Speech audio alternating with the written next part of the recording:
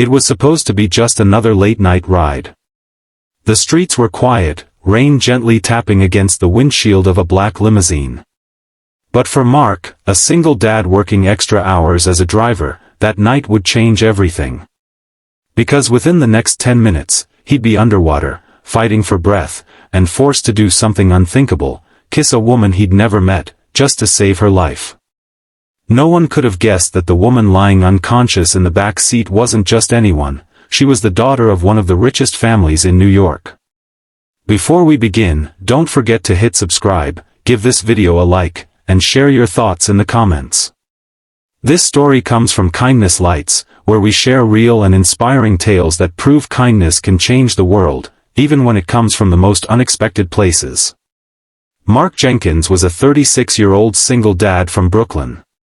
He drove for a private car service, working nights after his day job at an auto shop. Life hadn't been easy since his wife passed away 3 years earlier, leaving him to raise their 7-year-old daughter, Ella, on his own. Every mile he drove meant food on the table, every tip helped pay for her school shoes. That night, he got a last-minute request, an airport pickup for a Miss Amanda Layton. The name meant nothing to him. All he knew was it was a high-paying ride, and he couldn't afford to say no. When Amanda stepped into the car, she looked exhausted. Her expensive dress was wrinkled, her eyes red from crying. She said softly, "Just drive, please."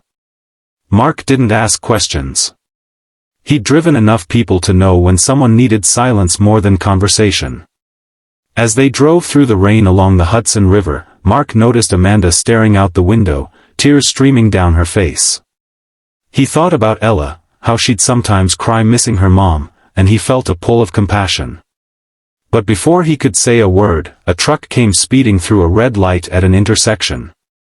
The impact was brutal. The limo spun, crashed through the guardrail, and plunged into the river below. Cold water flooded in instantly. Mark's instincts kicked in, he unbuckled himself, gasping as icy water bit into his skin. Amanda wasn't moving. She was still strapped in the back seat, her head tilted, unconscious. He fought against the rising current, trying to open her door, but the pressure from the water made it nearly impossible. His lungs screamed for air. He smashed the window with his elbow, cutting his arm open, but he didn't stop. He reached in, unbuckled her seatbelt, and pulled her out. They floated upward through the murky water, but Amanda wasn't breathing. Her body was limp. Mark knew what he had to do. He pressed his lips against hers underwater, trying to blow air into her lungs. It wasn't a kiss of romance, it was a desperate act of life. He pushed and breathed again and again until they broke the surface, both gasping for air. He dragged her to shore, shivering, exhausted, his heart pounding. For a moment, he thought she was gone. Then she coughed, spitting out river water, and took a shaky breath. Mark sat beside her, tears mixing with the rain. You're okay," he whispered. He had no idea he'd just saved a billionaire heiress. The police and ambulance arrived minutes later. Mark gave his statement, refusing to leave Amanda's side until he knew she'd be all right. At the hospital, while nurses checked her vitals, Amanda kept asking for the driver. When she finally saw him again, she grabbed his hand and whispered, "You saved me." "Why?" Mark just smiled faintly. "Because someone once saved me when I thought I couldn't go on. We all deserve a second chance." Amanda learned that Mark had lost his wife in a car accident, an accident he couldn't prevent. He told her he still blamed himself, even though everyone said it wasn't his fault. Maybe saving her that night was his way of forgiving himself. She was deeply moved. But what Mark didn't know was that Amanda had been on her way to end her life that night. Her father's company was collapsing, the media was ruthless, and she felt like she'd let everyone down. She hadn't cared if she lived or died. But because of a stranger's kindness, she was alive. Weeks later, Mark received a call. It was Amanda. She wanted to meet him and Ella for lunch. He hesitated, his old suit didn't quite fit, and Ella's shoes were worn, but Amanda didn't care. When they arrived at the restaurant, Amanda knelt to hug Ella and handed her a small box. Inside was a bracelet with a charm shaped like a heart. On it was engraved, "Kindness saves." Amanda had also set up a college fund for Ella, ensuring that Mark's daughter would never struggle the way he did. But what touched him more was what she said next. "You gave me back my life, Mark.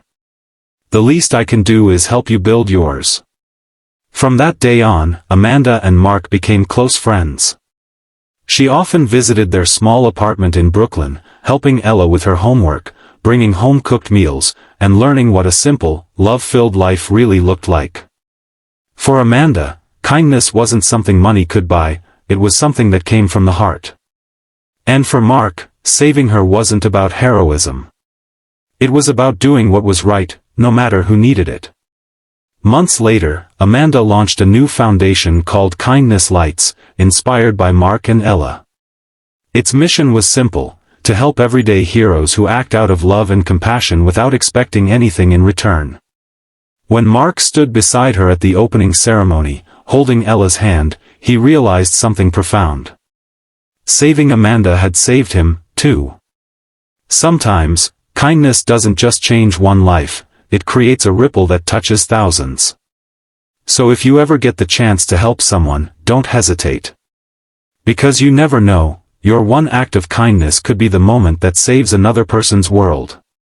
If this story touched your heart, please like, subscribe, and share it with someone who believes